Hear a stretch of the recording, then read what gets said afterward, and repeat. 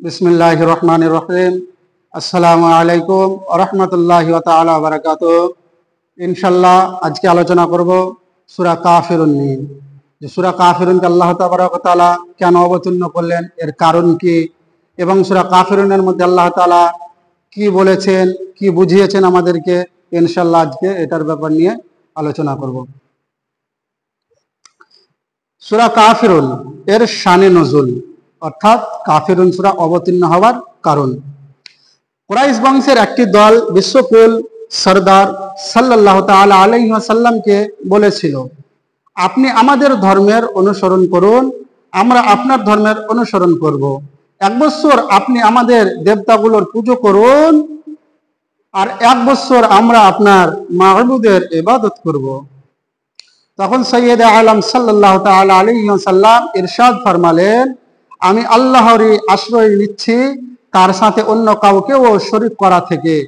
তারা বলতে লাগলো, তাহলে আপনি আমাদের উপাস্যগুলোর গায়ে হাত লাগান, তাহলে আমরা আপনার সত্যায়ন করব এবং আপনার উপাস্যের ইবাদত করব। এরই পরিপ্রেক্ষিতে এ সূরা শরীফ অবতীর্ণ হয়েছে এবং বিশ্বকুল সরদার সাল্লাল্লাহু তাআলা আলাইহি ওয়াসাল্লাম মসজিদে হারামে তাশরিফ নিয়ে গেলেন। সেখানে কুরাইশদের ওই দলটি উপস্থিত ছিল। হুজুর সাল্লাল্লাহু আলাইহি ওয়াসাল্লাম তাদেরকে এ সূরাটি পড়ে শোনালেন।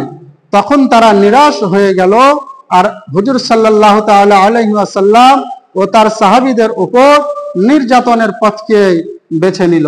অর্থাৎ এ সূরাটি অবতীর্ণ কেন হয়েছে আজকে আমরা বুঝতে পারলাম। যে মক্কার কুরাইশ বংশের কিছু কাফের ছিল, যারা রাসূল কারীম সাল্লাল্লাহু আলাইহি সাল্লামকে বলেছিলেন, ইয়া রাসূলুল্লাহ, আপনি এক বছর আমাদের যে মূর্তি রয়েছে, আমাদের যে প্রতিপালক রয়েছে, আমরা যাকে আমাদের মাবুদ ভাবি, তার এক বছর আপনি ইবাদত করেন, আর আমরা আপনি যাকে মাবুদ বলেন, আল্লাহ বলে জানেন, আমরা তার এক বছর ইবাদত করব। যার কারণে রাসূল কারীম সাল্লাল্লাহু আলাইহি সাল্লাম কি বলেছিলেন, এটা কোনোদিন সম্ভব হতে পারে না, যার ফলে আল্লাহ তাবারক তাআলা এই সূরাটি অবতীর্ণ করেছেন। আসেন এবার সূরার মধ্যে কি বলছে একটু বুঝি আমরা। সূরা আল কাফিরুন মক্কা শহরের মধ্যে অবতীর্ণ হয়েছে। এতে একটি রুকু, 6টি আয়াত, 26টি পদ এবং 94টি বর্ণ রয়েছে। বিসমিল্লাহির রহমানির রহিম। আল্লাহর নামে আরম্ভ, যিনি পরম দয়ালু করুণাময়। কুল ইয়া আইয়ুহাল কাফিরুন, আপনি বলুন, ইয়া রাসূলুল্লাহ সাল্লাল্লাহু তাআলা আলাইহি ওয়াসাল্লাম, আপনি বলুন, হে কাফিরগণ। এখানে বিশিষ্ট কাফিরগণ সম্বোধিত, যারা আল্লাহর জ্ঞানে ঈমান থেকে বঞ্চিত।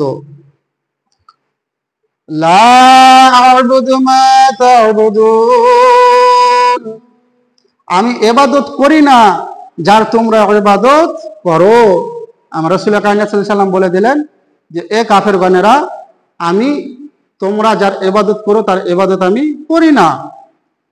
ওয়ালা আনতুম আবিদুনা মা আ'বুদ, এবং না তোমরা ইবাদত করো যার ইবাদত আমি করি, এবং আমি যার ইবাদত করি ওই আল্লাহর কিন্তু তোমরা ইবাদত করো না।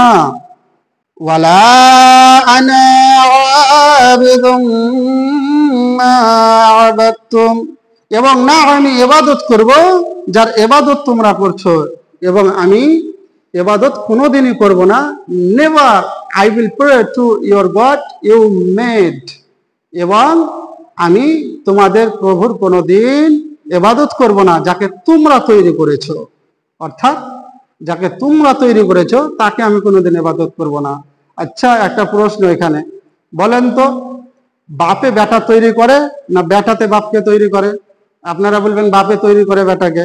তাহলে বাপে যেমন বেটাকে তৈরি করে, তো সেই রকম আমাদের আল্লাহ তাবারক তাআলা আমাদেরকে তৈরি করেছেন। আমরা মিলে যদি বলে আমাদের গডকে তৈরি করব, তাহলে এটা অসম্ভব, এটা সম্ভব হতে পারে না। ওয়ালা আনতুম আবিদুনা মা আ'বুদ, এবং না তোমরা ইবাদত করবে যার ইবাদত আমি করি, এবং তোমরা কোনোদিন ইবাদত করবে না যার আমি ইবাদত করি। You will not pray to my God who made us, এবং তোমরা তার ইবাদত করবে না যিনি রিয়ালি আমাদেরকে তৈরি করেছেন, যিনি এক আল্লাহ, তিনার কিন্তু তোমরা ইবাদত করবে না। এখানে যে কাফির গণদেরকে বোঝানো হয়েছে সেটা মক্কার কুরাইশ বংশের একটি গোত্র, কিছু কাফেরকে বোঝা হয়েছে। এখানে সমস্ত দুনিয়ার কাফেরগণকে বোঝানো হয়নি। যদি দুনিয়ার সমস্ত কাফেরগণকে বোঝানো হতো তাহলে এখন যে কাফেরগুলো ইসলাম ধর্মের মধ্যে আসছে, মুসলমান হচ্ছে, তাহলে কিন্তু এখানে ভুল হয়ে যাবে। যার কারণে এটাকে কাদের জন্য বোঝানো হয়েছে? ওই সেই এর আগে যে বললাম শানে নজুল, মক্কার কুরাইশ বংশের একটি দল কাফেরদের, তাদেরকে এখানে বোঝানো হয়েছে। লাকুম দীনুকুম ওয়ালিয়া দীন, তোমাদের দিন তোমাদের এবং আমার দিন আমার। রাসূল কায়নাত সাল্লাল্লাহু আলাইহি সাল্লাম এখানে তাদেরকে বলল, অর্থাৎ তোমাদের জন্য তোমাদের কুফর এবং আমার জন্য আমার তাওহীদ ও আমার নিষ্ঠা। অর্থাৎ তোমরা যে কুফরি করো সেটা নিয়ে তোমরা থাকো, অর্থাৎ তোমরা যে চন্দ্রের ইবাদত করো, তোমরা যে নক্ষত্রের ইবাদত করো, তোমরা যে অগ্নির ইবাদত করো, তোমরা যে পাথরের ইবাদত করো, তোমরা যে মূর্তির ইবাদত করো, তোমরা যে গরুর ইবাদত করো, এইগুলাকে নিয়ে তোমরা থাকো। আর এই সমস্ত জিনিসকে যিনি তৈরি করেছেন এক আল্লাহ, আমি তারই ইবাদত করব।